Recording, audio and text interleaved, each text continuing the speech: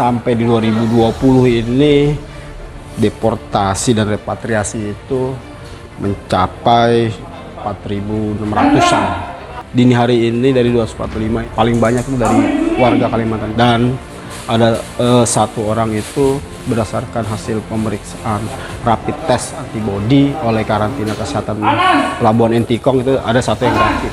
Proses pemulangannya ya, PMIB sampai di PLBN Entikong ini diperiksa kesehatannya oleh pihak kantor kesehatan pelabuhan atau KKP Entikong.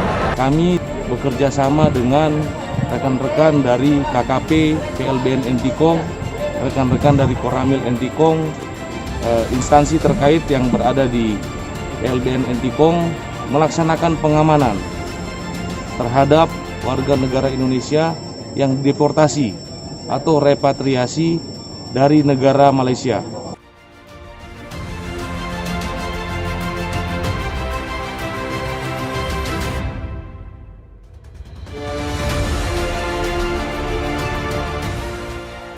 Tujuh warga adat Dayak yang ditangkap karena melintas batas negara dipulangkan, disambut dengan ritual.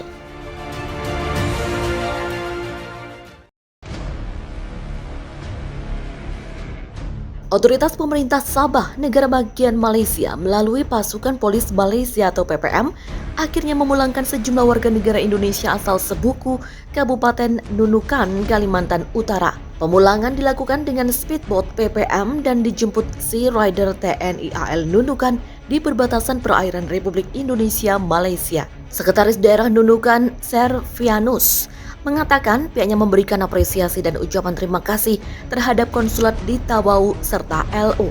Lobi-lobi yang mereka lakukan membuahkan hasil menggembirakan. Demikian ungkapnya saat menjemput kepulangan 8 warganya di pelabuhan speedboat Lim Hijung.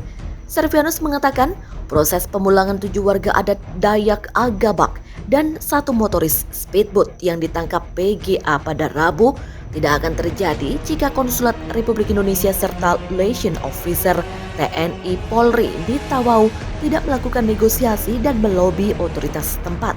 Kasus ini menjadi pembelajaran berharga bagi pemerintah daerah Nunukan. Masih ada jalur perairan yang berpotensi rawan pelanggaran batas wilayah dan harus segera diselesaikan.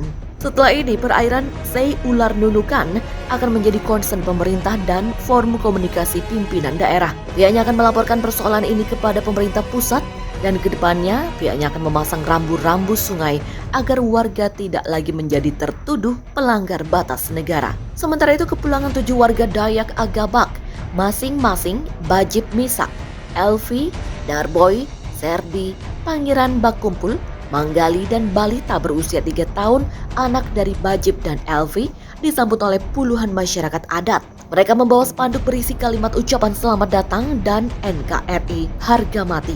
Antusiasme tersebut dikarenakan 2 dari WNI yang dipulangkan merupakan tokoh dan tetua adat. Bajib Misak adalah ketua Komando Pemuda Adat Dayak atau Kopada Kabupaten Nunukan, sementara Pangeran Bakumpul adalah salah satu ketua adat di Sebuku. Menyambut kedatangan mereka di pelabuhan speedboat Lim Hijung, sebuah ayam putih dengan kulit merah disiapkan.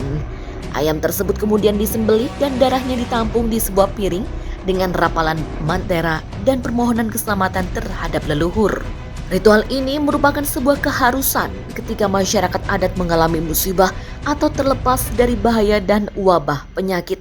Antusiasme tersebut dikarenakan 2 dari WNI yang dipulangkan merupakan tokoh dan tetua adat.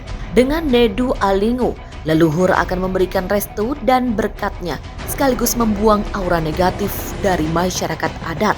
Tujuannya adalah untuk mengembalikan semangat karena trauma akibat insiden penangkapan itu, supaya pihaknya tidak sakit dan melupakan kejadian itu di pikirannya. Bajib mengakui mereka mendapat perlakuan istimewa saat tinggal beberapa hari di Tawau, Malaysia. Aparat PGA dan lainnya menjamin makan dan memberikan fasilitas yang nyaman. Namun demikian, penangkapan yang dilakukan menjadi memori buruk sehingga butuh adanya sebuah terapi.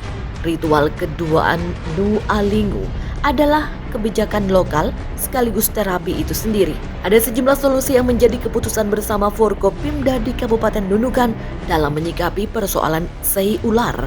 Jalur sungai yang terbagi dua dengan geografis setengah Malaysia dan setengah Indonesia ini memang menjadi daerah rawan, apalagi penyelesaiannya melibatkan G2G, Government to Government. Komandan Pangkalan Angkatan Laut dan Lanal Nunukan, Letkol Laut P. Nonot Eko Febrianto mengatakan, masyarakat sekitar sudah menjadikan sei ular sebagai sumber mata pencaharian. Nelayan sudah sejak kecil mengambil ikan di sungai tersebut. Begitu juga motoris speedboat. Tidak banyak yang tahu dengan garis batas negara di daerah tersebut, sehingga mereka dengan tidak sadar masuk perairan Malaysia.